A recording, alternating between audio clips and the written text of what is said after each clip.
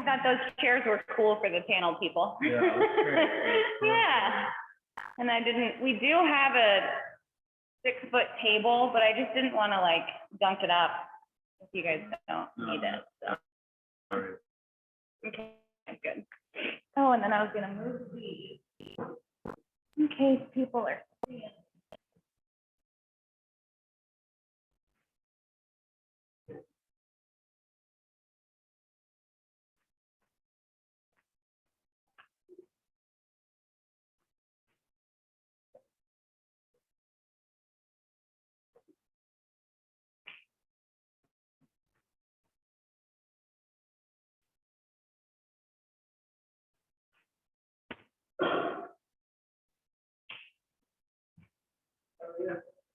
Hey man, I'm doing fine, thanks. You? All right. Hi. Hi, Trying to get over text up. I'm Barbara. Yeah, nice to meet you. We had kind of in touch with. Yeah. Yeah. Would you like a beer or a bottle of water? I think I'll take a bottle of water. Sure. Yeah. You thank got it. Thanks, Rocco. Absolutely. I'm just trying to work out some, get all my audio and stuff set up. And Yeah. I can't remember how to turn on Do Not Disturb on my Mac. I think I had it. Okay, so you get notifications? I'll pop, my mom will text in the middle of it. There we go. For this evening. Okay, until tomorrow. You know what I mean? It's always gonna be that way. Hey, I got a picture off your website just for a little intro. It's all the people lying down looking at being after. Oh, okay. I hope it's okay. Yeah. Hey, Lou, what's up, man? I really like the show, Michael. But Kiechel, thank you all for coming. If you haven't already seen the display on the 3rd floor, check that out. And from here, I'll introduce Michael Burton, who will introduce the rest of the panel. And thank you all so much for coming. We'll let Michael take it over. All right, well, thanks everyone for coming out. And I'm going to introduce the panelists in a couple of minutes, but I thought I'd take a really brief opportunity to be like, I can't help being professorial sometimes and try to like give you the Cliff Notes version. I apologize if you already know what an NFT is or any of that. I'm going to give a Cliff Notes tutorial. It's going to take a sec, I promise. What I just wanted to start with really is really broadly, very, very broadly speaking, if you have no familiarity with what on earth an NFT is and you've read some articles and you're still trying to wrap your mind around it, there, in my mind, and this isn't set in stone, I'm not a scholar on NFTs, but I am a visual artist and I'm trying to pay attention to really kind of broad trends and ripples in the NFT world. And there are, in my mind, several categories. One is the one that I think a lot of people sort of like poking fun at, but are also kind of interested in. Those are collectibles. You've seen these sort of things. And Sean is having a fun time with this as well, our guest from New York. These are like, in my mind, sort of the garbage pail kids, the trading cards of the NFT world. Right here, you're seeing CryptoPunks, or I think these are weird whales on the left. This is a 12-year-old in the UK, made $500,000, and everyone's talking about them. These are boring bananas, you know, and these are collectible, high-volume NFTs. They're produced in a way that uses or takes advantage of automated coding or automated image generation using some code and some scripts, but you know, they are in their own category, and they are typically inexpensive, but also high volume. And then we have public art.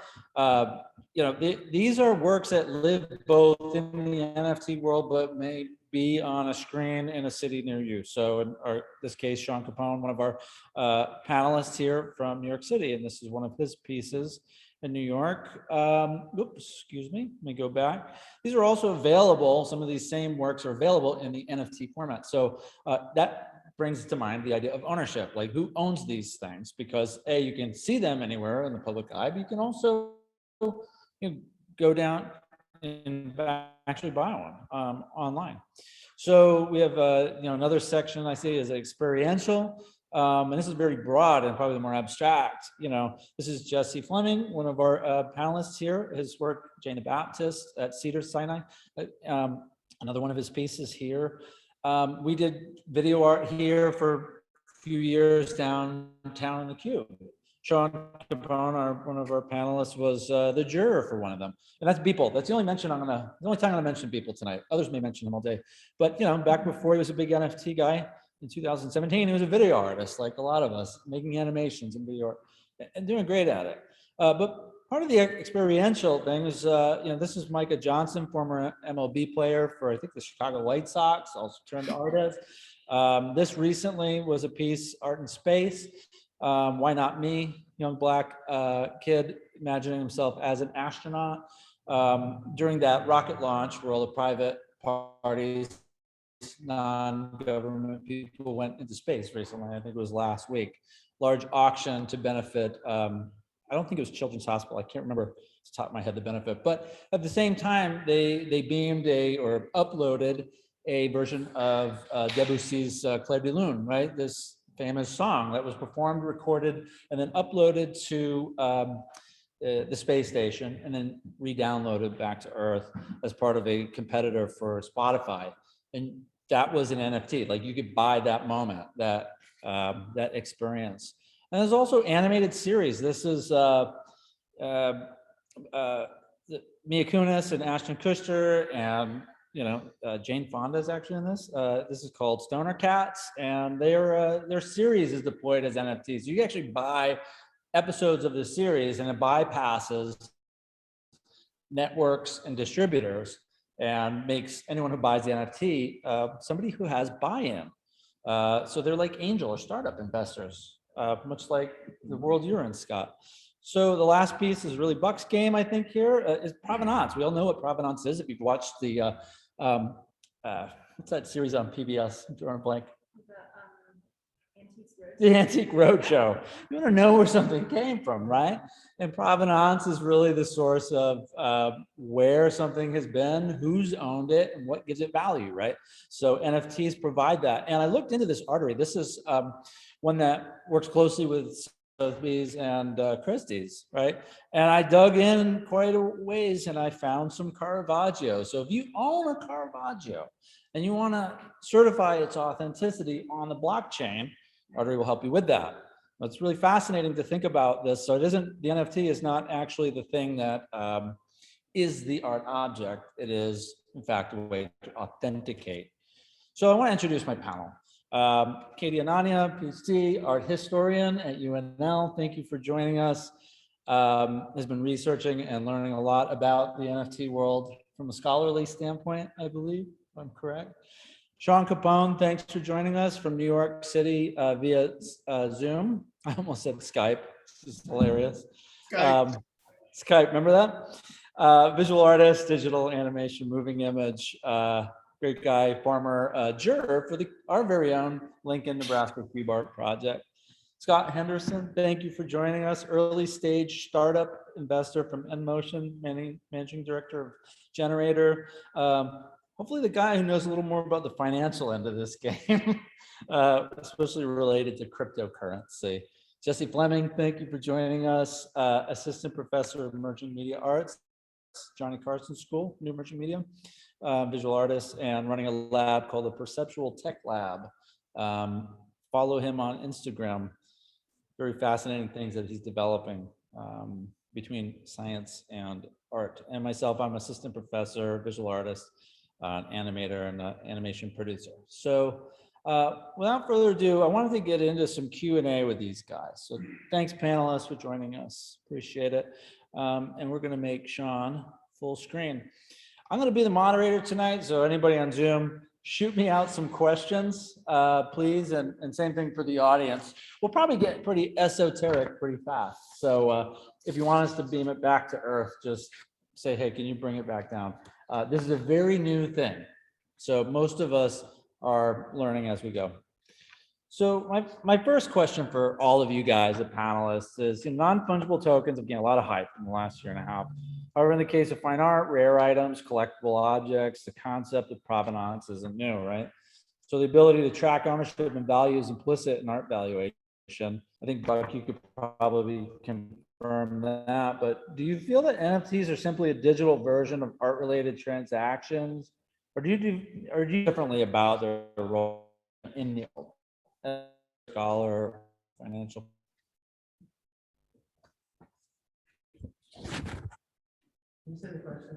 Yeah, sorry. Is this multiple choice? This could be, yeah. The ability to track ownership and value is implicit in art valuation. But do you feel that NFTs are simply just a digital version of keeping track of who owns the art?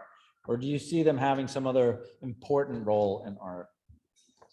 Well, I can offer a quick gambit, I suppose, because as an art historian and someone who's worked in those gallery worlds before, I was extremely interested in the way that the NFT is a version of these pathways that we typically associate with kind of traditional markets for buying and selling fine art. The idea of establishing the provenance for a work of art is really important to authenticity, which is attached to all of these ideas about value that I think are kind of implicit in the way that we navigate, especially as potential buyers of the art world.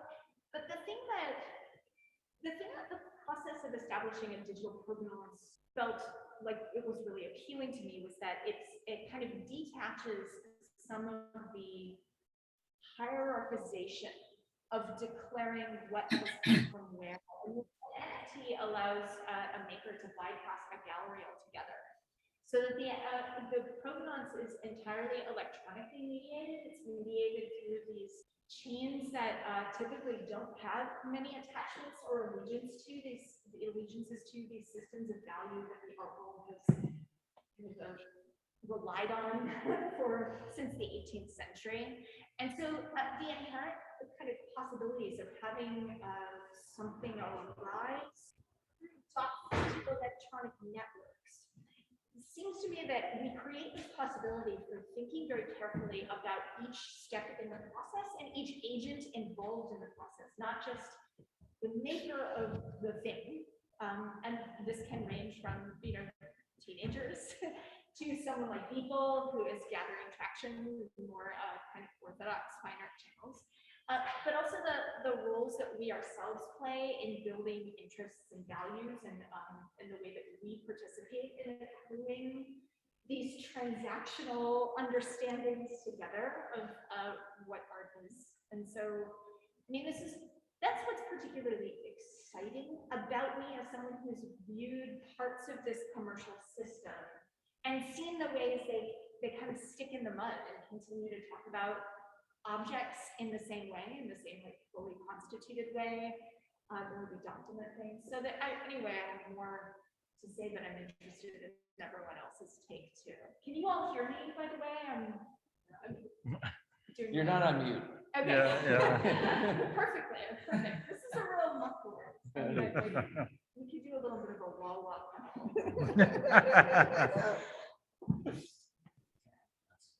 Yeah. Sorry?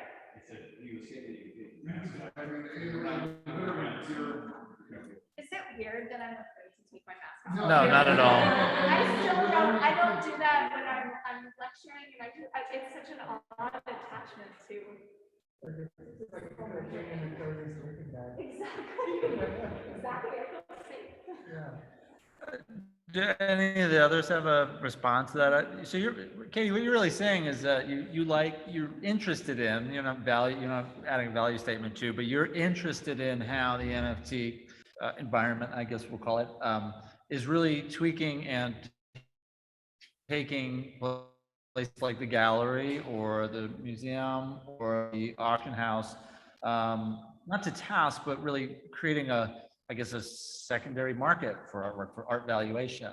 Or perhaps a slightly distorted mirror of some of these practices, or an imitation of some of these practices that is then attached to blockchain systems that on a theoretical plane could be entirely lost. They're facilitated digitally, and so I think the kind of precarity and the insurance residing together, it feels Sure. quite interesting. Sean, you're on I'm going to just say a website because I'm not sure what to call it right now. Chainsaw is a platform that shows and basically is like an online gallery for NFTs, correct? Can you talk about your experience with Chainsaw? Yeah, sure. Oh, he's frozen. Can you hear me? We can hear you. You're frozen, but we can hear you. Oh, okay. Go ahead. Yeah, around February and March, Yeah. I was contacted by the founders of Chainsaw, and this was around the time that everyone was really starting to get interested in NFTs. And oh, my screen went blank. Can you still hear me?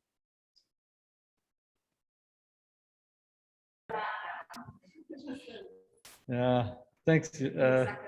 Thanks for. What's happening? Here we go. You're there. I just lost you for a sec. Can you hear us okay?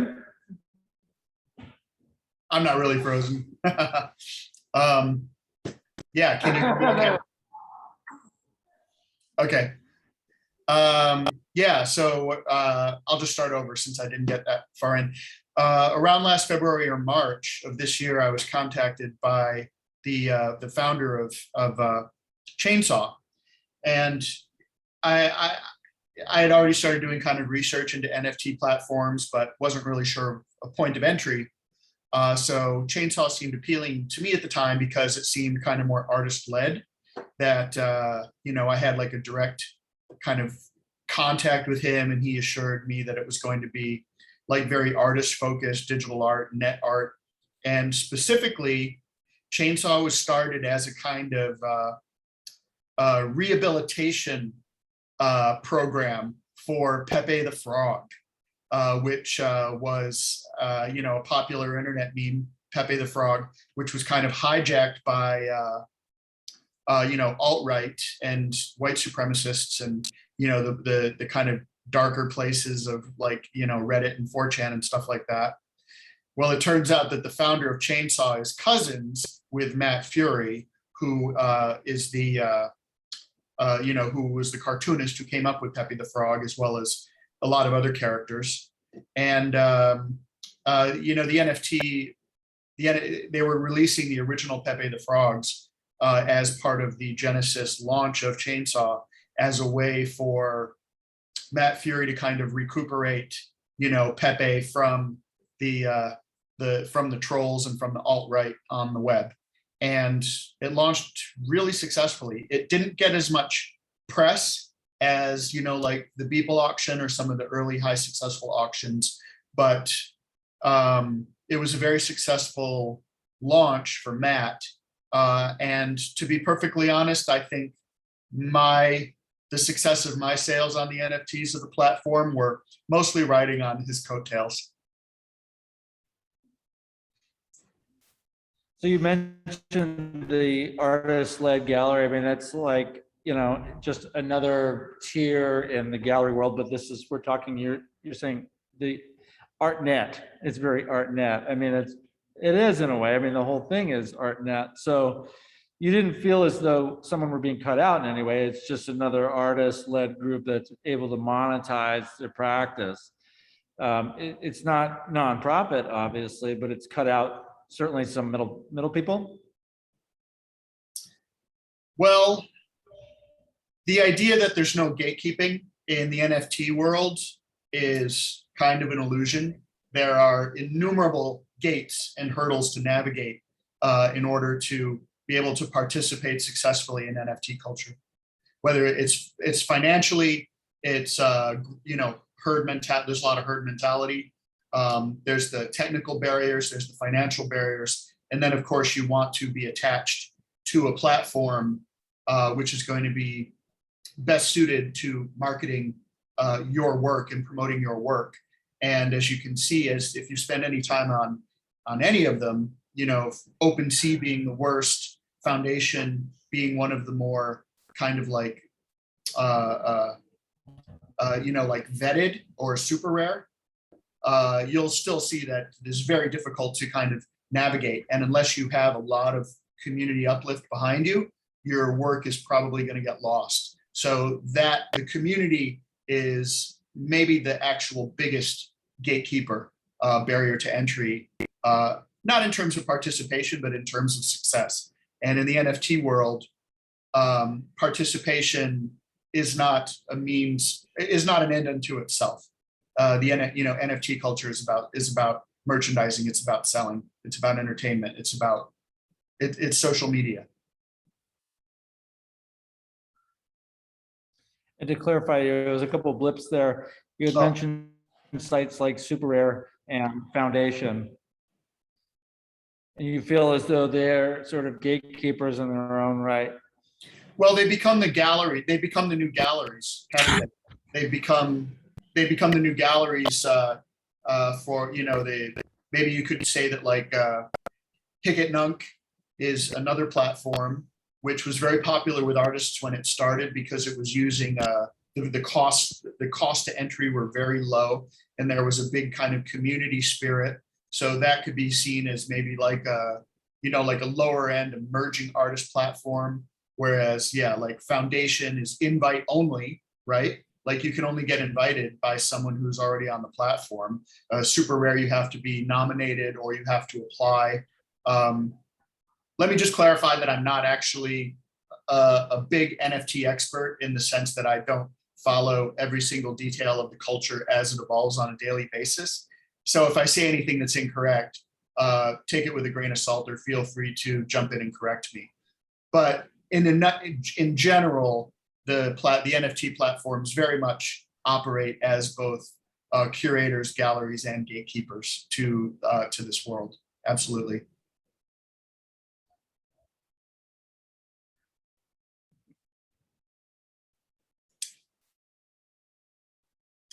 Did you lose me again? No, we heard you. Okay. And I don't think you should have to qualify yourself. We'll be the judge. We'll look you up. And maybe those who gain a little knowledge afterwards can make their decision. I just want to be clear that I'm not an NFT expert. Oh, I just want to be clear, I'm not an NFT expert. I'm just an informed observer and an occasional participant. Internet's a little bit uncertain. Yeah. Geez, if we're kind of cutting in and out on you, there's been a few spots that you put them. We may need to restart, but I don't want to kick the recording off. So we're going to give it a sec here and see if it comes back. But I want to move it over to you guys. And Jesse, and specifically, what has been your experience or your take on the idea of gatekeeping and artists? You know, one of the things to go off of what Sean said is that the artists are sort of the curators on Super Rare and on Foundation, and meaning that they're the ones you have to get nominated by an artist to be on one of these platforms. Does that have advantages or disadvantages in your eyes? Yes. Well, I suppose it has to have one or the other. So sorry. Well, both. You know, like, I read every night is bringing in some sort of curatorial element to it, try to like contain the content so that it's like has some sort of discernible cultural vessel, you know, like a container. But it's also fucking annoying. Because and I think in part that's where much has changed and nothing has changed. Like it's still the basis of celebrity. It's still there are still many, like you can call the gas fees like the production costs. You can call the platforms the distributors. Click the mic. you know, you wind up getting a cut to. And of course, that can be of advantage as it is here in the gallery. That there's a relationship between the gallerist and the artist, which can be long lasting and reciprocal. And that can happen online too. But there's just like this notion of runaway. I think there's still the leash, you know. When I started looking into it as well, you know, when the huge take-ups for digital artists was this promise of being part of the equity of the art, meaning that each time it sells, there's a royalty that goes back to the artist. But that's also false because it only happens that way if it sells in the same platform currently, right? So, like, the chances of that are not certain. So it's like there's so many like holes in the illusion of it, but on the same time, it's like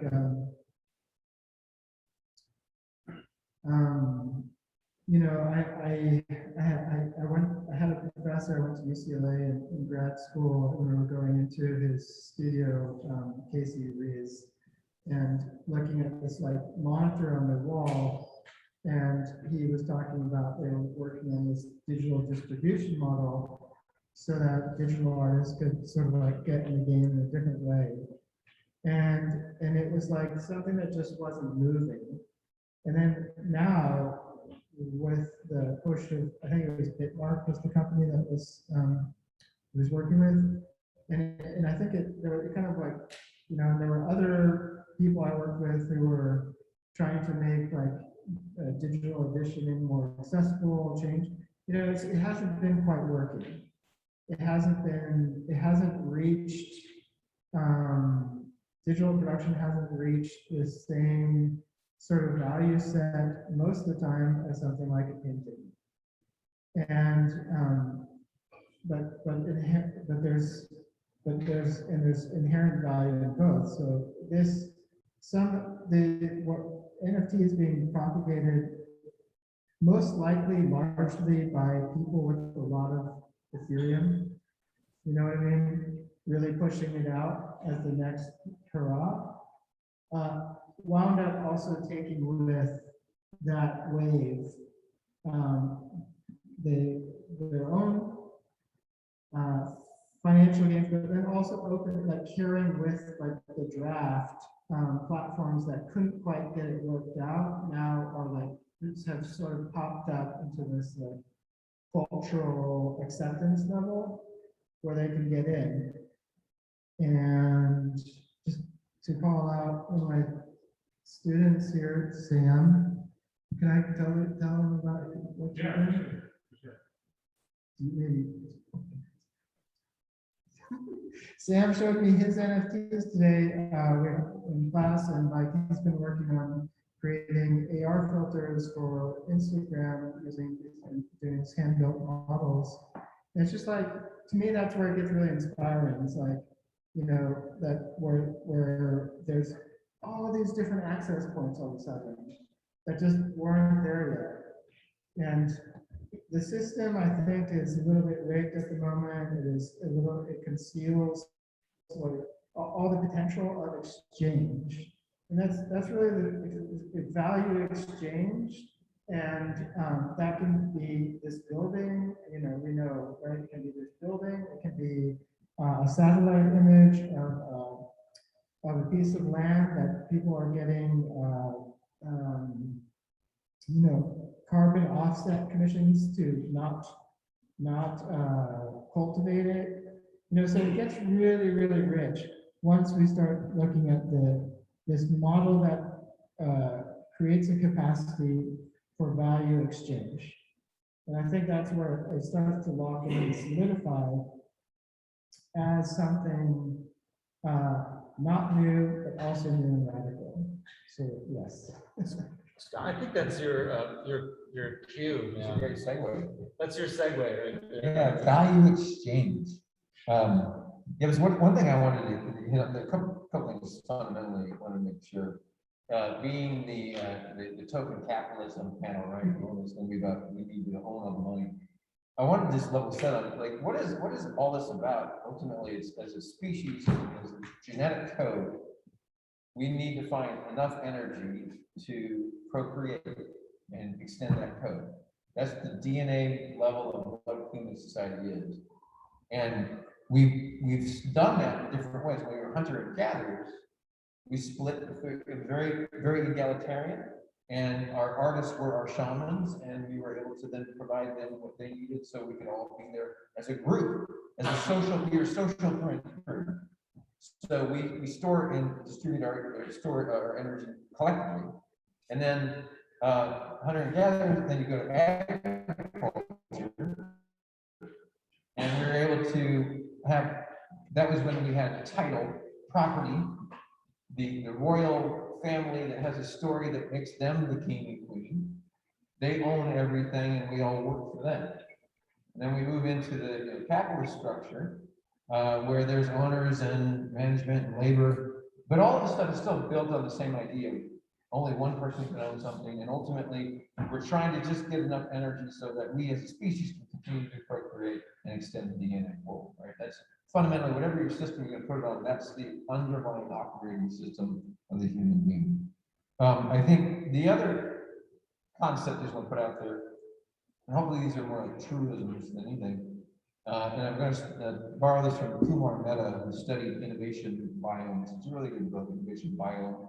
He was part of Microsoft's team that took, when they went all in on the internet. And so he studied innovation. He got his PhD at Iowa on this. In the book Innovation Biome, one of the chapters is the fallacy of the next big thing. And I love like that painting of the thunderstorm on the horizon. I was gone from Nebraska for 20 years. And that was one of the biggest things I always liked. And I love getting back and watching that big ass thunderstorm on the horizon coming at you like a slow moving glacial battleship. And that's the next big thing. You can, everyone can see this coming, right? So what is it? What is it? So the next is not soon. Big, it's not really big, it's kind of small. It hits in a small way. And it's not necessarily the thing, it's the thing behind the thing, right? So would you say that the wheel is the greatest invention in human creation? Language. It's, well, we say physical thing. It's physical thing. Some people would say wheel. It's not the wheel, because the wheel is worthless without the axle. You need an axle to make the wheel valuable. Otherwise, it's just a round stone. And what are you going to do with a round stone? Right? So if you look at the fallacy of the next big thing, NFTs, blockchain, crypto, this is all part of this next wave, which we see it starting to be built out infrastructure-wise. It's we call it Web3, community-based web. First web was just let's get you can read it, and then what we've been living with our social media that enables read, write, which is more of that idea of social media. And then now we're seeing distributed ownership, because if you look at Instagram, you look at Twitter, you look at Facebook, the money that's flowing through that, do you as a content creator on that platform make any money on that? No. The take, think of it as the take. What's the take? Take almost goes almost 100% to that company. This basic infrastructure, Web3, is going to allow for the take to be down in the percentage. It's like a credit card processing fee.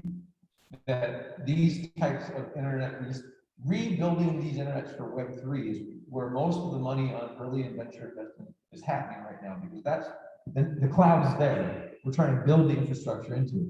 So reimagine what would a social media network look like if it was built with this infrastructure, blockchain, smart contracts, value exchange. That Katie writes an amazing piece of content, and I love it. And she actually gets whatever money exchange. If I bought that, she gets more of it than the platform does. That makes sense, right? So the NFT is the thing. It's the thing, and it took root here in the art community, because Ethereum, I'm glad you mentioned Ethereum. Ethereum is like, everyone looked at Bitcoin and it's like, that's what's going to be money. And the guys behind Ethereum said, no, we want to actually make it so there's smart contracts. And there's a lot of different file types that can be stored on the Ethereum blockchain, which is why you're seeing all this stuff kind of come out. And JPEGs is what started it, but you're going to see a tremendous amount of different types of files being stored in there and doing great things. So we're just starting to see this in the art world, but it's coming up, popping. A good example is looking at the metaverse, and we're going to create these worlds where, you know, it's, you know, it's not there yet, but it will be there. That it's going to be hard to say what's real, what's not. But we could create something over here, it shows up over there, and you know, whoever created shared value. So I'll say that, and then we get into more of a dialogue here instead of monologues. The thing that we need to be thinking about is, this is so early. This is like the first, these NFTs is like seeing the very first website. And you're like, oh, that's interesting. It's a bunch of nerds. What's that a big deal for them? But if you think about the first time you saw a website, when websites first came out, this is common with human behavior. We try to emulate the previous medium, right? So we're emulating the previous medium. And right now, the more this tool is getting in people's hands, we're going to start to see the new experimentation like your students doing. We're also looking at, one of our 6 companies we're building from scratch right now is looking at NFTs for college athletes, because we have this name, image, likeness thing. And then, you know, Max here, he's looking at the metaverse and how we can help performance artists come onto the metaverse. So we are so early in this thing, and it's easy to get caught on what we've seen at this point, but it forces us to be more imaginative of what exactly is this and what could we do with it. That's great, Scott. And you brought up a number of good points, and I would like to get into Q&A a bit, but I'm going to start with a simple question about ownership and gatekeeping, because that seems to come up. And you're talking about a decentralized web model.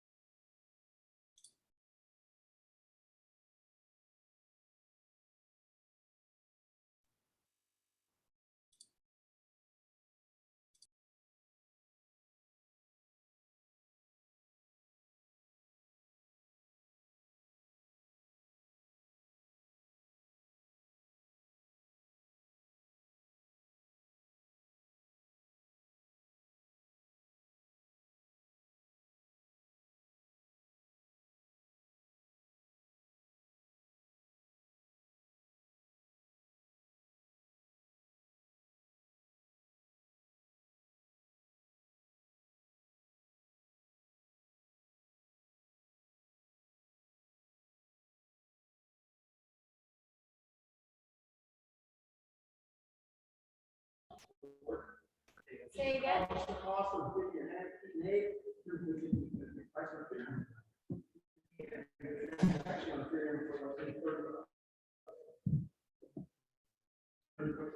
He said the price of Ethereum had, the gas fees are really high on Ethereum.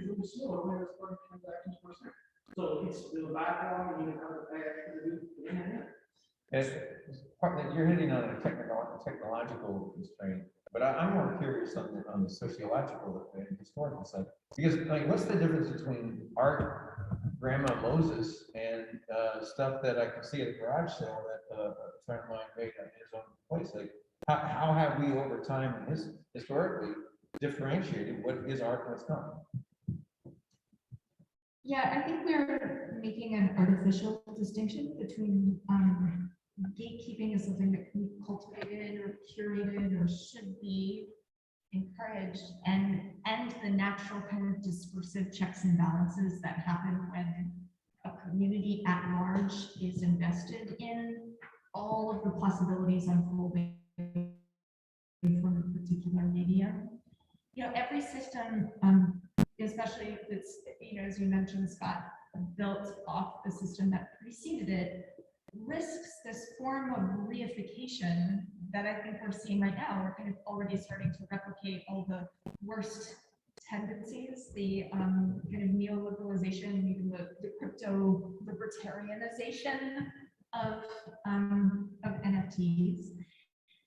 So cultivating cultivating the ideal conversations that function at an ethical level as well as an aesthetic level. I mean, I'm not particularly interested in what constitutes a bad NFT, because that gets consolidated over time. It's the thing that doesn't happen to attract interest versus the thing that inserts itself into situations and like parts of the cultural mode that feel really rich and exciting to people. And so believing in including and helping people to encompass this set of conversations is really crucial. I think that's why your metaphor of propagating the species and kind of and agriculture doesn't quite sit right with me. You know, because this doesn't strike me as an ownership conversation. It doesn't strike me as an exchange of value conversation. This has got to do with the difference between like how we enclose certain opportunities, like certain ways to grow as an artist, certain technologies that one feels you can explore as a maker versus, I don't know, this like much kind of smaller understanding of the buying and selling, which is the thing that got us to this quite problematic place where Silicon Valley is usually dictating the things that we should like or shouldn't like. I mean, that doesn't like, you know, I'm inserting my own sort of like Marxist idea of what constitutes. But this is really what happens naturally and over time, is that these bursts of startling and super problematic habits are what creates something like Dred Scott's most recent NFT project, which is a 70-second video of an attractive looking white man standing on a street corner in Brooklyn and stepping up to an auction block.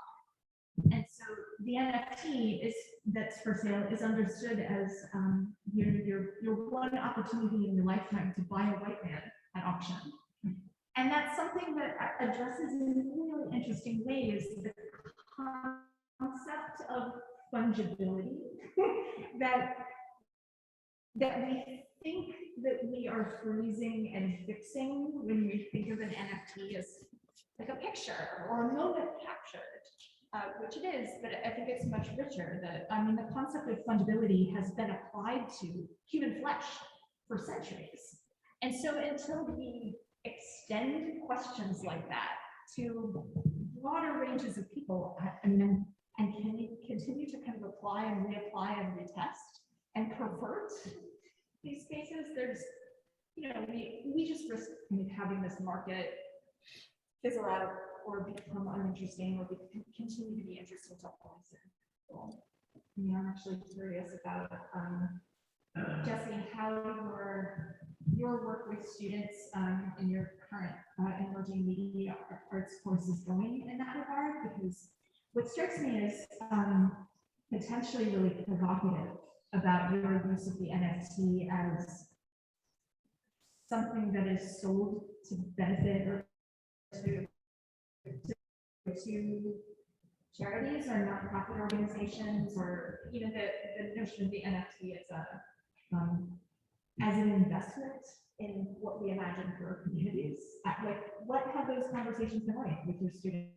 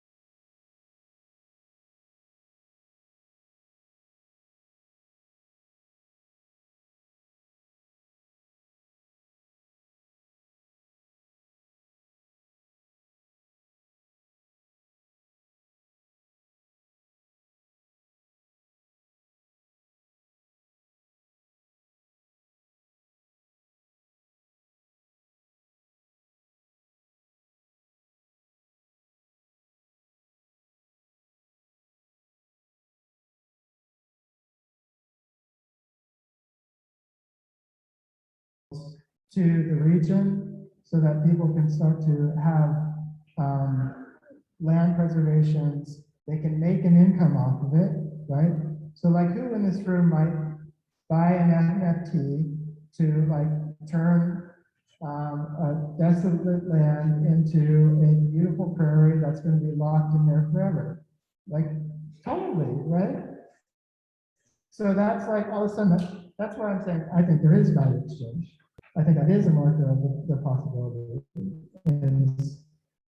But I think you have to assess what value is. And yeah, so to your point also that it is uncharted territory, that's the part that also gets me excited. And I think, you know, it can happen on any levels. Artists should survive, right? Because we need to diversify our incomes. We need to be like at a seat at the table. Culture doesn't survive without artists. So good, it's there. NFTs are there too. But also, what else can we do? And I think artists can be contributors to thinking in those ways. That's like the Center for Emerging Media Arts, as I see it, is like only artists are given the license to think in irrational terms or oblique terms, right? Scientists have burden and proof, repeatability, etc. We can just kind of like go, what about over there? You know, science fiction, and start to talk. Just, yeah. We have a question. Just a quick question. I mean, as far as artists being protected on the blockchain, if you cross platforms. Yeah. Now, is there any guard for the artists, like if they cross platforms, that they're just going to still receive the appropriate compensation, or can you maybe look into what's going on in the artist end on that. As far as the blockchain between various websites, and various sources to purchase the NFT.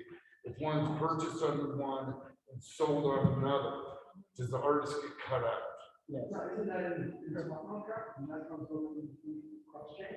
Well, so the platforms and stuff, so I started like diving in, 5 months ago to try to like get a hold of all this. And what I figured out then is that the platforms they decide the royalty fees. And once if it's sold off platform, then the whole like artist receiving royalties in perpetuity goes away. And that was my understanding as well, because this is designed as a built-in impetus to stay on platform, which is how the platforms end up replicating the positions of galleries that retain representation, or people who keep hold kind of the erratic benefits and potential and stakes of the thing. So as far as I know, and this is why someone like Dred Scott is selling his NFT of the white man stepping on the auction block through Christie's as a kind of performance of the way that this entire constellation has helped to kind of co-constitute itself, and that the auction model of the gatekeeper model of the gallerist models kind of always haunting the media. So, but that's as far as I mean, I have a feeling that these things are changing every day. Right, and we worked out. Yes. Yes. It's all built on blockchain. Blockchain is the broader term, right? So this is the idea of chains of code being written, and there's this one, it's a central ledger. Think of it as a ledger, right? So you have your bank account and we go figure out who has what. This is a ledger of saying, here's the things that are being created. When we get even funkier, there's a really good, I think it's Netflix or Amazon, Cryptopia, really good basic documentary to understand what is this thing you're doing. But it's just basically one chain of code. And there's only, and then it's distributed, all these computers agree, this is the ledger. We all agree, all of our computers have to agree that that is the actual fact. And so when he was saying smart contract, Ethereum is a blockchain that allows for you to put in more than one file, more than just one JPEG. And everyone agrees, you bought it. Doesn't matter where you go, you bought it, that's yours. So you're seeing that with some of the NFTs right now. Some people are doing rip-off NFTs of why do you have that lazy line or that word 8? That's not yours. The blockchain says it's his. And so the community calls them out like, you're wearing poser stuff, right? So the underlying technology is basically, there is not one source of truth. It's a decentralized source of truth that we all have to agree. And then it's, only one time that chain is written, that segment is only one person owns that segment. Right? No one else can steal it, no matter where you go. Can you explain to an art dealer what the Web3 is?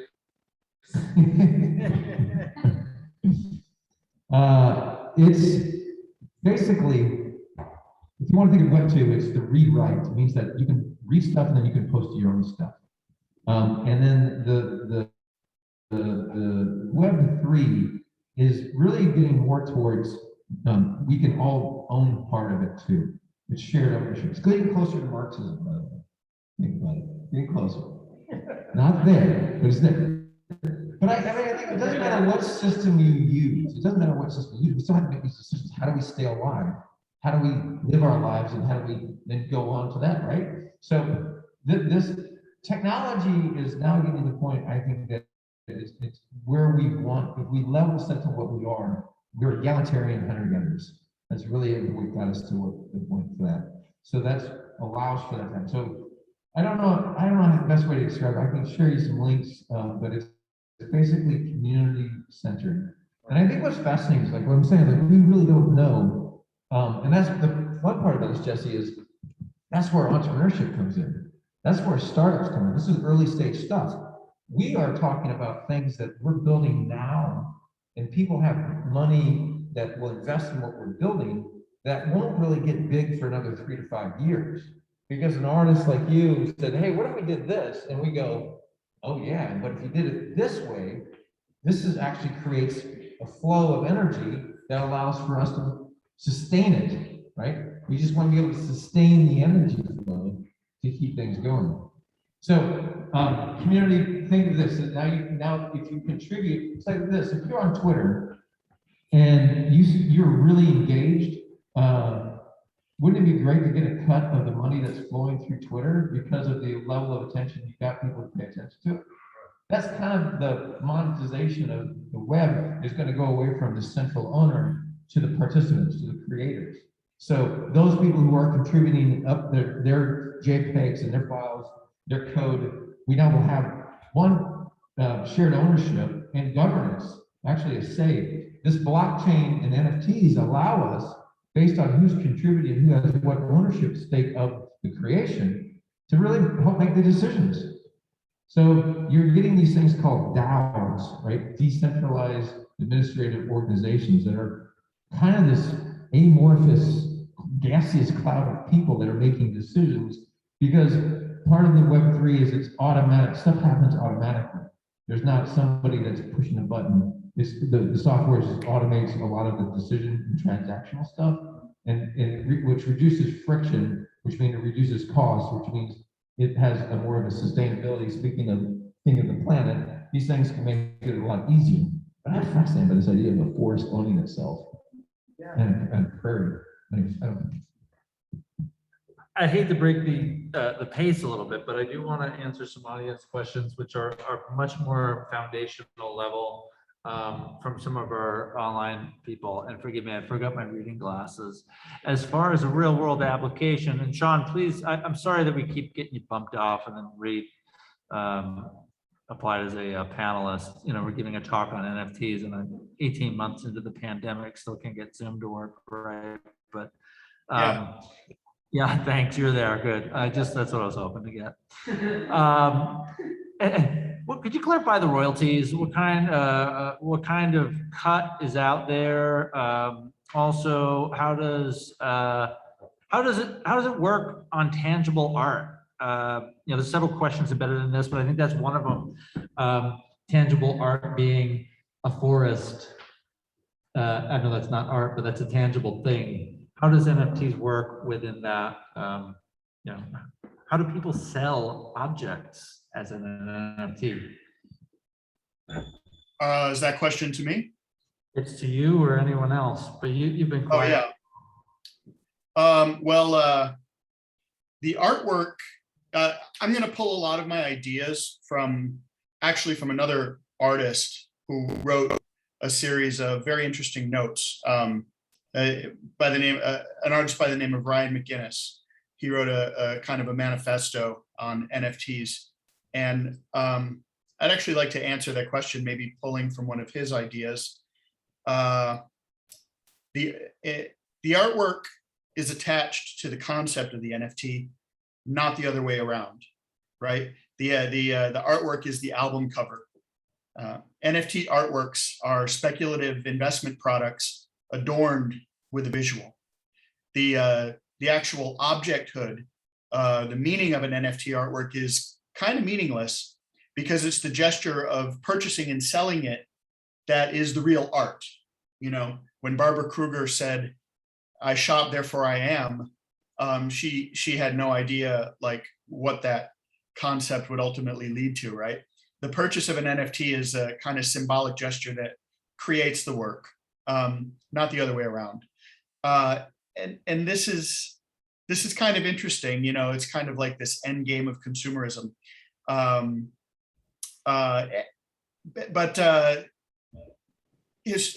what I've seen so far, with the exception of someone like Damien Hirst, who has this enormous kind of engine around him, to sell physical artworks, the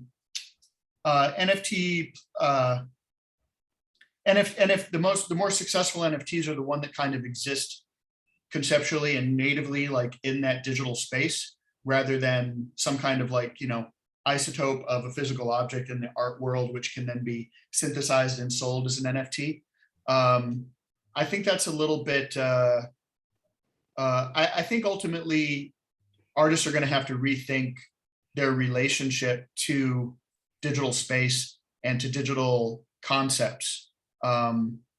And, as opposed to just taking traditional artwork and kind of porting it into the NFT space. I don't think that's really going to be the future of this as an art medium. Highly conceptual answer, but I think that's true. And Katie, do you have something to add?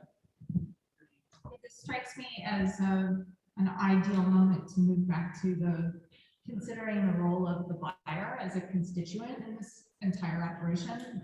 It really means that aesthetics, outside of thinking about this kind of sociological function of the picture, which I think is in this very hopeful, idealistic way, anchors a lot of the notion of the NFT, is that the album cover is not the art, but the picture of the album cover and its recitation in a certain kind of space is the artwork. It means that you really have exactly as much kind of aesthetic, as much like connoissorial power in terms of creating taste as you carry inside you all the time. So it motivates people, I think, to tune into the conceptual and intellectual implications of this kind of replicating, to begin talking about them, to think to yourself what makes an interesting idea and what makes an interesting use of the medium. As someone who thinks about the entire set of constituents from start to finish, right? From commentators to buyers to cranky critics, who mostly just leave a finger in the air.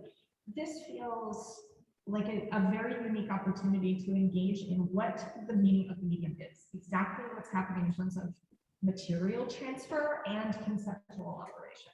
I think this is. Can I ask, do we have any NFT owners in the audience? So we have a few.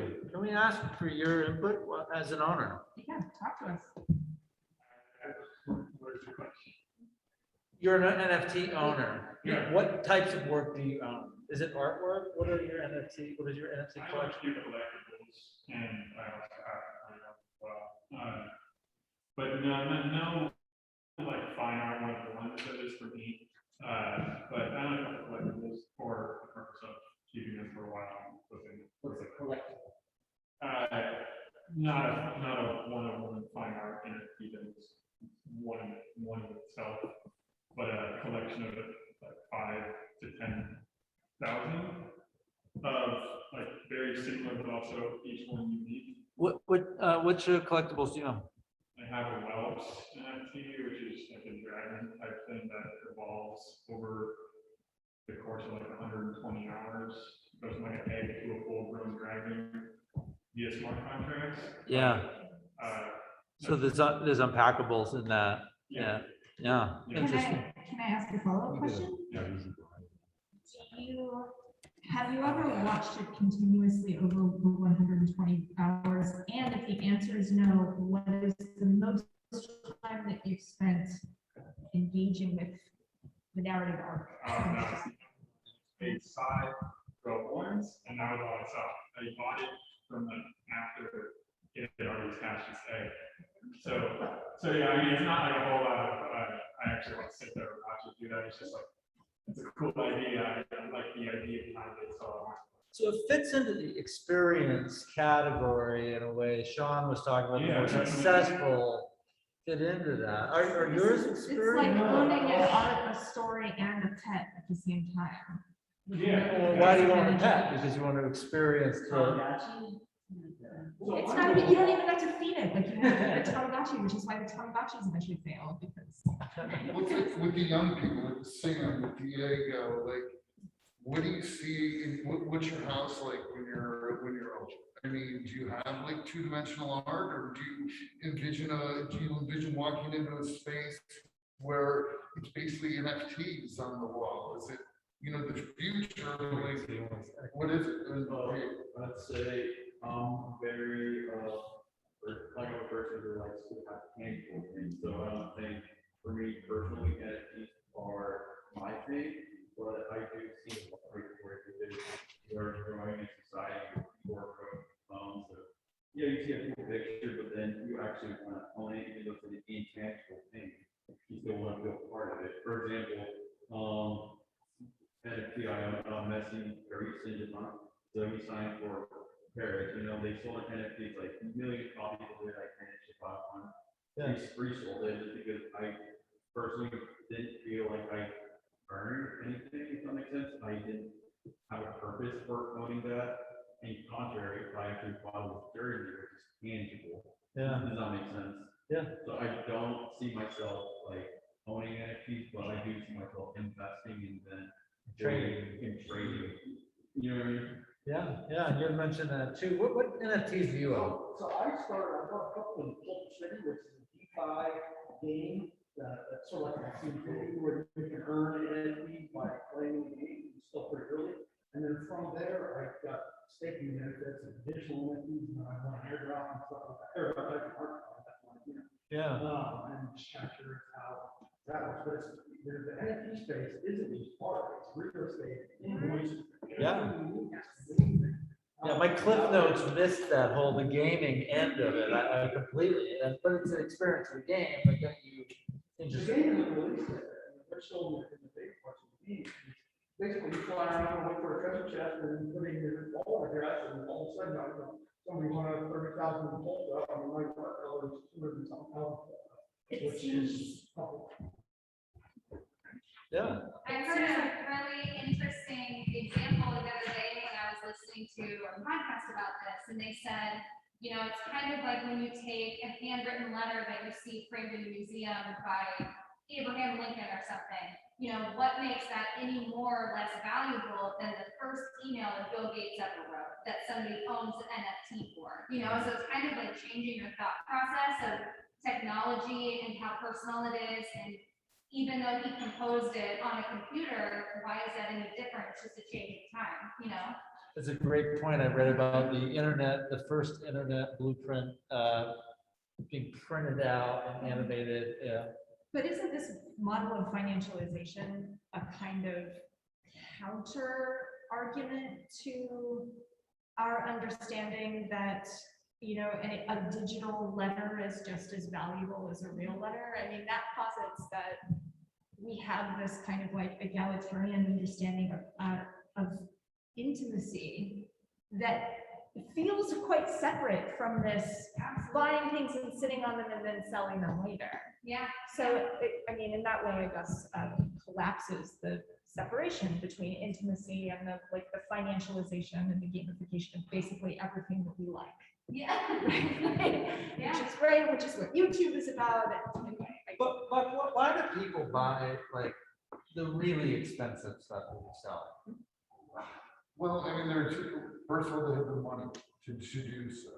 And a lot of it's an investment vehicle. A lot of it's being able to transfer wealth generation. A lot of it's because they love the piece and they like looking at it, and they're into it and they have the means to do so. I think when you're looking at, I'm trying just to envision, okay, your generation, like all the young kids, what are they going to be buying? Because I think anything that we look at NFT now is, Mickey Mouse is compared to a future Pixar. It's just going to be a different sort of animal. But they buy categorically for similar reasons. It sounds right. So why you would buy your NFT partially because you like them aesthetically, you want to experience them, but also because you want to flip them. Right. You for the gaming aspect, but also the monetization. You because you're curious about it. Maybe you made a few bucks. I don't know. Did you lose any money? Yeah, it's like, as a young investor in the crypto space, where does it? I think it's what I tell my friends whenever we go into crypto is we're 1920s San Francisco. We don't know what there is. We could open a mine or we could end up with gold. That's what I say. Whenever I go into a new crypto, it's always risk what you're willing to lose, but not harm. If that makes sense. Yeah. That's a good question for you. Well, I was saying, there's two elements two parts of the conversation that we brought up that I think is important for us to really grasp, because I think we're all grasping for what is this, right? What is it? We're trying to understand what's forward here. One is when you mentioned finance, right? And we went from tangible, animal got killed, plant got pulled, and we ate our food, right? To we then planted and stored that food, and then we distributed it. Then we turned and say, well, what if we did this thing, but we did it with this thing called a coin? Like money is not tangible energy that you can eat and live off of. But we have all agreed somehow that something's worth that, so that if I really want to go buy a hamburger, I know that that hamburger comes in my stomach with this dollar amount to it, right? So this this thing that we don't know. It's somehow it's irrationally assigning a value to something that stands as a token for that. So that's where that is. It's like blows your mind. Take that into what we're talking about here. So this is really us collectively trying to figure out a new way with new infrastructure and architecture to irrationally assign value to something. That's an element. Another element is, what do we do with these things, right? Some people, why do people, you were mentioning the buyer's perspective, there's so many different motives for why buyers buy stuff. And as we're looking at it right now, the earliest iteration was high-end art collectors, right? So this is the one of one, you can never get it. You mentioned collectibles. I think this is the thing that NFTs have happened very recently in terms of the last few months that's really taken hold of why it's blowing up. Because now there's 5,000. It's a series of 5,000. And so this Lazy Lions that we have up here is one of the communities, that one of the groups that are out there, that you basically use Ethereum to buy a unique lion. You can just scroll back, go back and scroll down. Okay. Yeah. So basically that's that guy, and it's so, like, watch that scroll, right? And you're like, what the hell? But then you can get Bored Apes. They're the ones that just got sold on Christie's for millions of dollars, their collection. There's only going to be 5,000 of these, right? So this is the 5,000. But what's fascinating, this is where the underpinning is fascinating. This has a Discord server that only owners of the NFT can get on. And they are rabid. And so I posted an hour before our panel, I created this Twitter thread about NFTs. And I used Lazy Lion as an excuse, like, hey, you want to see what we're doing with community? Check them out. Somebody, I didn't even reply or anything. I just used their URL. Somebody saw the search, and all of a sudden the Pride of Lions showed up in 15 minutes. I had like 8 retweets and 45 likes, and all but one of them were a new lion, somebody who was a lion. So they came out to support. Well, there's a community layer to it. So the people who are part of Lazy Lions, to your point, people are showing up to San Francisco because they heard Sutter Creek has gold. We don't know how we're gonna make money, but we're gonna make money. And so what these guys and gals are mostly are developers, because people have gotten bored of Web 2.0 development. And if you want to get a software developer to work for you for cheap, give them an exciting project and an ownership stake. And that's what, no one knows what's going to come from this. They all are working on something behind the scenes. And the Lions get incentivized, they get points, they get assigned some sort of currency for their level of engagement and activity and professionalization of the thing. And then, you know, they get dropped merch. They only they get the honor, badge of honor of wearing something that got associated with it. So there's community layer of NFT is the thing that really has come to the forefront. And I think like Lincoln Calling as a festival, I'd love to get your thoughts, Spencer. I know you were trying to jump into this now. Well, I guess my question was, you know, you're able to keep some sort of copyright control within the world of blockchain, but what stops me from going and printing 1,000 copies of these lions off and selling them on the street or handing them out? Or you were talking about earlier, you can buy TV episodes. What's stopping you from buying an episode and throwing it up in the theater and charging admission and making tons of money? Like, It's a great question. Who's controlling the copyright outside of the blockchain world? And, you know, and then also I think you brought it up, like you take it from one currency to another and sell it, and then, you know, how does the artist get cut? That's a great question. Thank you. When you get to- Thank you, Spencer. That's a great question. And actually, it's one of the questions on here as well from others.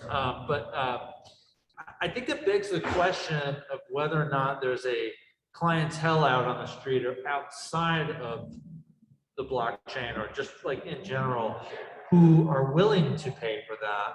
Like silly money, how is that? You know, Right. So I think that one of the purposes, if I could answer this question in a way I think that makes the most sense for everyone, is that you're talking about whether or not there's a record of it already being sold, and that is like registering your image with the Library of Congress. Now, somebody can steal that and print it on a shirt and sell it at Urban Outfitters, and it certainly happens a lot. But there is a record, so then you get into this, is it worth mediating or not, based on the value of the work? And if it's just 1 of 5,000, maybe not worth pursuing. But I want to just kind of leave that open-ended and ask the others to chime in while I get a charger for my.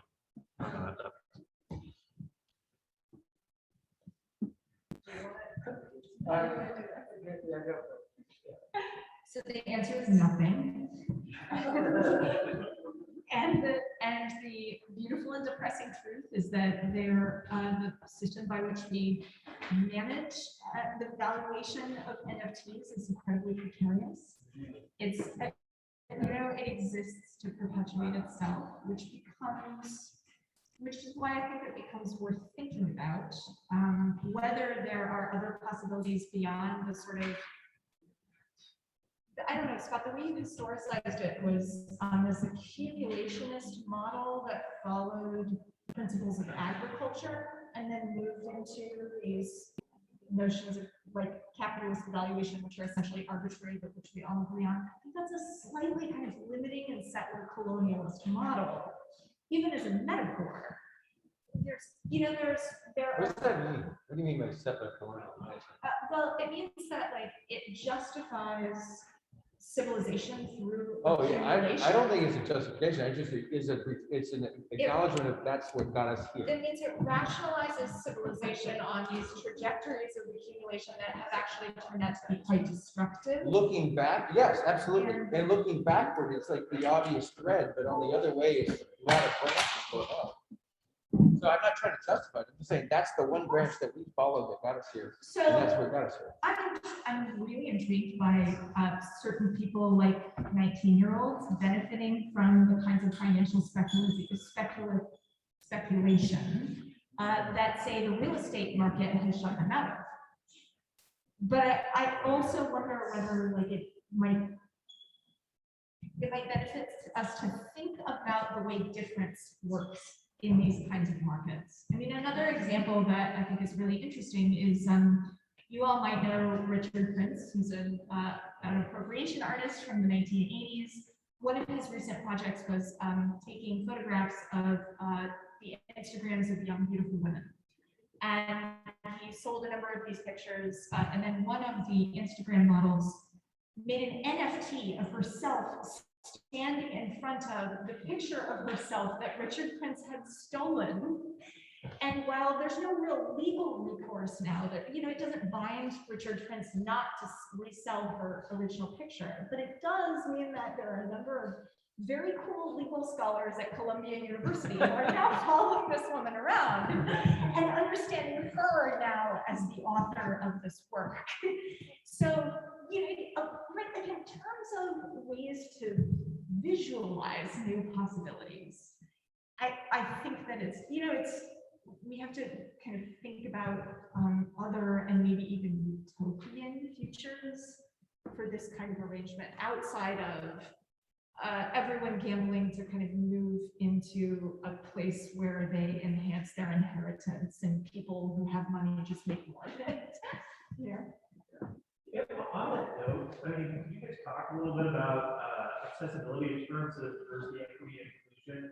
I mean, I'm fascinated by NFTs. I see like opportunities there. And it also seems like the most unpunk rock, whitey identification of I know, right? I don't have that album. But I have a certificate that says that I looked at that album once, to a specific framework by which I paid money. It's really fascinating, is it not? Well, I think, I would just say to share the analogy. You know, it's like some of it is punk rock, but then the rest of it's like selling Billy Punk clothes that are pre-torn and you know, like, It's the spreadsheet, but not that.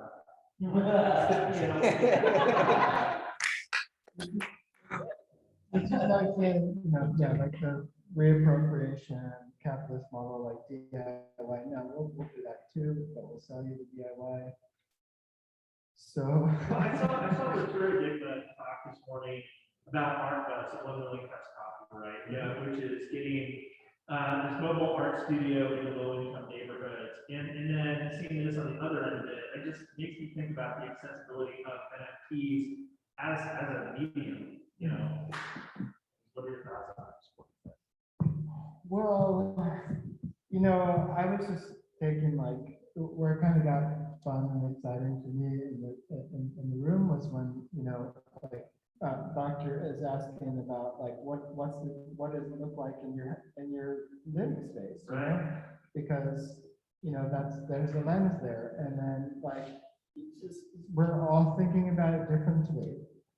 You know, there's the gaming, there's the dragon, there's the venture capitalism, there's the like eco, trying to lean eco, there's the like art. So I think from accessibility standpoints, there's issues with gas prices, and there's issues with everyone's dying because of JPEGs and GIFs. You know, because if it's burning our last breath, like how ridiculous we will be from the alien species who like digs us up out of the ground and like looks at our civilization went under because we've been making NFTs of like silly, goofy stuff. But on the other side, the accessibility part is that I feel like it does provoke this imagination space of like, well, so again, I like all of us, I think we're still trying to understand like what it is and what are the implications. Some dive in, some are leaning back, you know. But I just like hearing in the room again, like everyone's kind of modeling it and through their lens or in different ways, and I do think it's opened up some of that play space, and that to me, there's something there for me. Justin, may I comment on that one? I think you're asking, you may be asking about accessibility from the standpoint of the maker too, am I correct? Sure, just all of it, you know, it's fascinating. Sean, I'd like to hear from you on that, but I do have one thought to maybe throw in there to consider is, we were looking together, my wife and I, she's an art educator, she's an artist like me, looking at the, I can't remember where she got these stats from, but where typically in the income bracket art students and artists come from. Most come from middle or upper income areas these days. That doesn't mean that low income individuals or underserved communities are not able to make art, but it is expensive to make art, or it can be expensive to make art. Say if you're, for example, a painting, to buy paint, to buy material, to actually produce one canvas, which you have to produce many of to become decent at it, unless you're really lucky, is expensive. To be a graffiti artist is to be expensive. It takes a lot of practice to be a good one, and good luck monetizing that as well, you know. But at the same time, you know, somehow Gandhi White's one who did this really well in the 80s and 90s and moved out of the train yard and into the art galleries in New York, as well as many others. Art historian may check me on those facts, but with the NFT, I understand, or maybe I'm speculating here, that it is perhaps more accessible in some way because the technology is in your hands. Now, to make an animation and to do it well, you can do it on a shoestring, but it's really hard. you really need a good computer to be able to do it. But it doesn't mean that's what every NFT is made out of. So I want to kind of start with you, Sean, if you could talk a little bit about accessibility and your perceived maybe notions about are NFT creators coming from a wider swath of the population, accessibility wise. And I hope he's still there. Maybe he bailed. Might be out. Anyone else?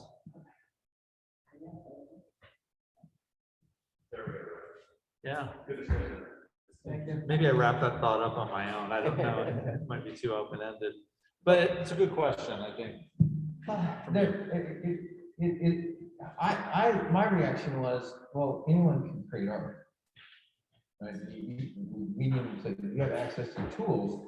We are human beings. We're creative creatures. We're multifaceted. I mean, no one needs to get permission to create something. It comes on, does that do something then that I can get value from other people? That's a different thing. Being creative and creating our own art for the sake of our own art, one thing, but then have others who then reward me for it, that's a different thing. I brought up on the screen back here, in that same vein, is like we mentioned in Silicon Valley.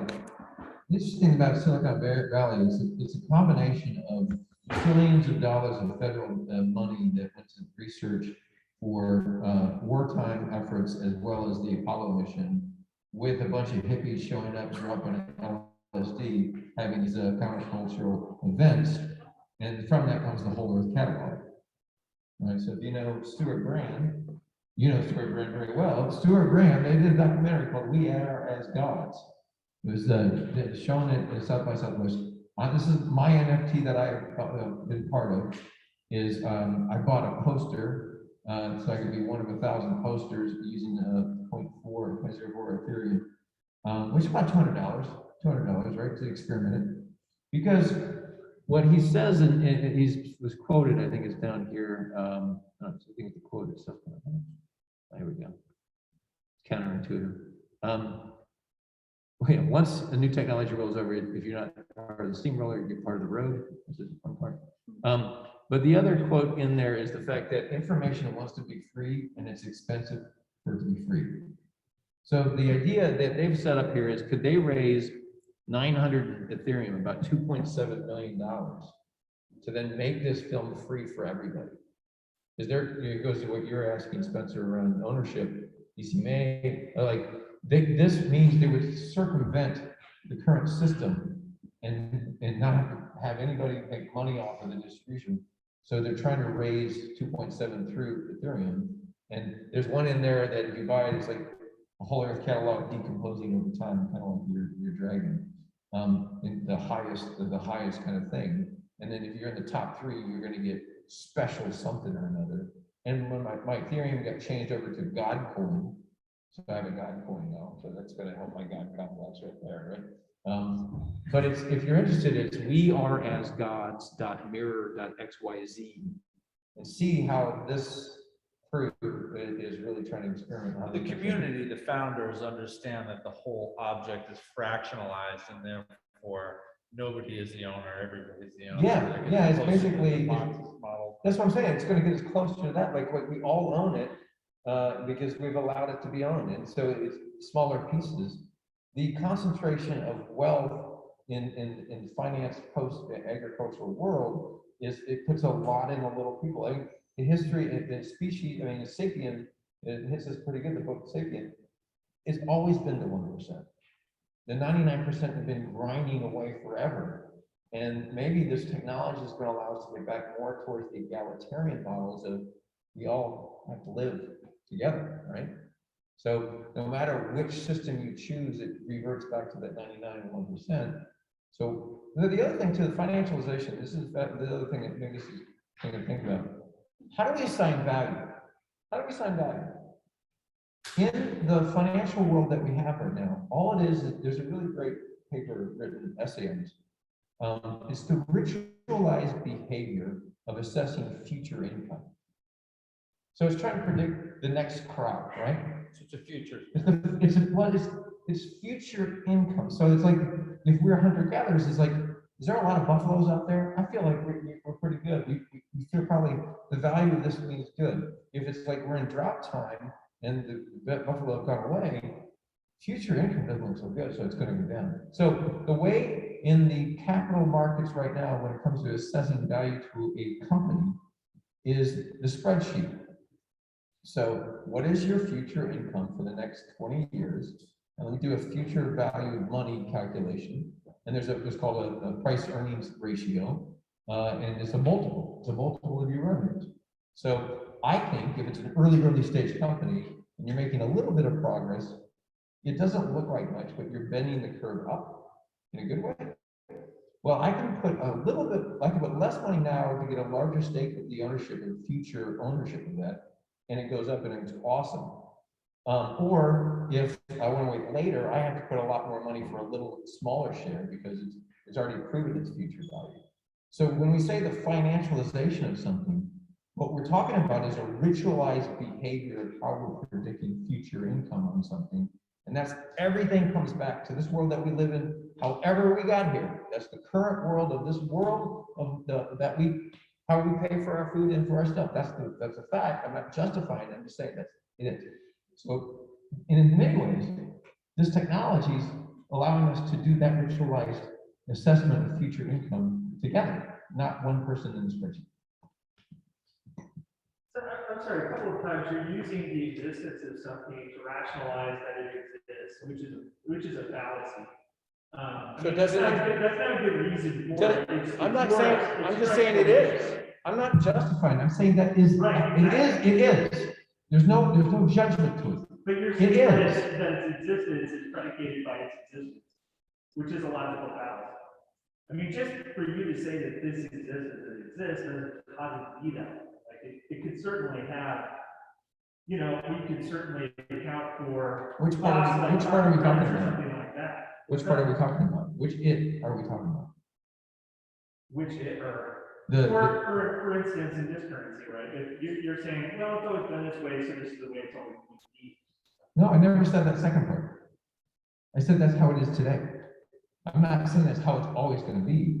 I'm saying if you can, I want to find someone to tell me in the agricultural-based property system with finance in there to show me a model that works. It doesn't. Unless you prove it to me. I can't, every time someone says it is, it can't be to it. But I'm not saying it justifies and it has to be that way. I think, if you heard the last part, it's like, I think the technology is allowing us to go back to what we really are good at, which is the egalitarian, we're all in this together and we can figure out a way to survive. And I think that that's the good news. Doesn't mean the way that we got us here has to be this way. It's just, it is the way it is today. And sometimes I got born into what I got born into. That's most of my opportunity in my life came to where I had no control over it. It just showed up here. But it doesn't mean that I'm going to protect the system. I am not a conservative when it comes to the system. I am actually radical, trying to make a better future that is more sustainable for the planet and us as a people. It just happened I understand the capitalist system, and if you can show me it is different, I will accept that fact. I mean, I guess the thing is that there are the opportunities for it to be different. I see where you're coming from. But to rationalize the existence of something by its existence is kind of a circular argument. So what opportunities looking forward are there to change the system? I mean, are there the opportunity to build in what the carbon costs are or the shared cost to our common wealth? Or I can tell you the one thing is no one knows. No one has the future. No one can predict the future. And I think everyone in this room has a chance to help us find that solution. So I know that I don't know, but I also know that it's going to take time and many experimentations. Things like that we put in the hands of artists and we give people that have resources to go build stuff. Another fun fact is, most of our schools are getting income from crypto coiners. Our power systems that we own are making money hand over fist with these Dropbox shipping containers that just have cryptocurrency mining servers, filled up the park in Kearney, and now they're looking to come here to Lincoln because we're building the server farm. So it's interesting that yes, it's destroying our environment, but yet it's paying for schools too, which doesn't justify it. It's just that's the weird thing that we don't want to talk about. And some of them are running off of solar or solar Yeah. power, self-sufficient. I'd like to continue this conversation for a minute, but I want to just mention that we're getting up against time and I wanted to close the session down, but I think this is a good moment to sort of closing thoughts or anything, because I'll be honest, I think this continuing conversation is healthy and really good. I want to hear more about it from all you guys as well. I think actually, Scott, the last thing that you said was really generative, that in the context of a sort of the similitude in financial structures over the last, let's say, 120 years, that we have an opportunity now to maybe create moments where we regovern ourselves fiscally and reimagine the ways that all of us express a stake in culture.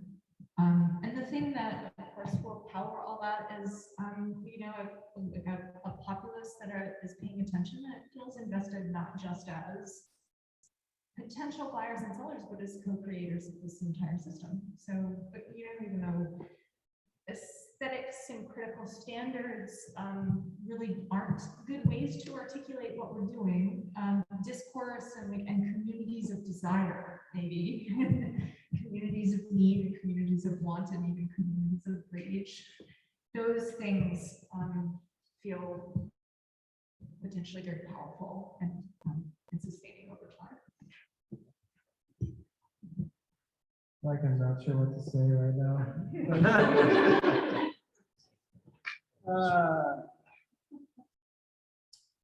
I feel like, in the same way that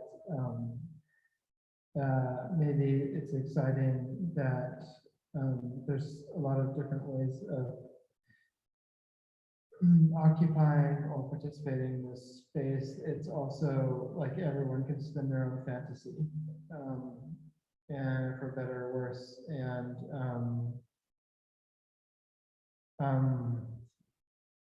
yeah, I guess the thing that's been, hefty for me is there's a real seduction around gold mining that's really been has had a very negative impact on cultures and like non-human organisms and land, and it's hard to not go for that, because it's like, wow, this person made that much, or I know this person is, and but I think then there is this other side that's for me worth investigating, which is how to incentivize currently, how to use these emerging models to incentivize investment through the capitalist lens, that in time, hopefully, would just like kind of like you can get that far enough where you see that wasn't necessary anyways, because what was necessary was like stewardship, caretaking. So it's like it needed the addiction intervention, which comes as sort of like a, I don't know, presumably like a synthetic opioid, as the way out or something, until that hunger meets its cessation. So bring on the methadone. Thanks, everyone. I appreciate y'all coming out.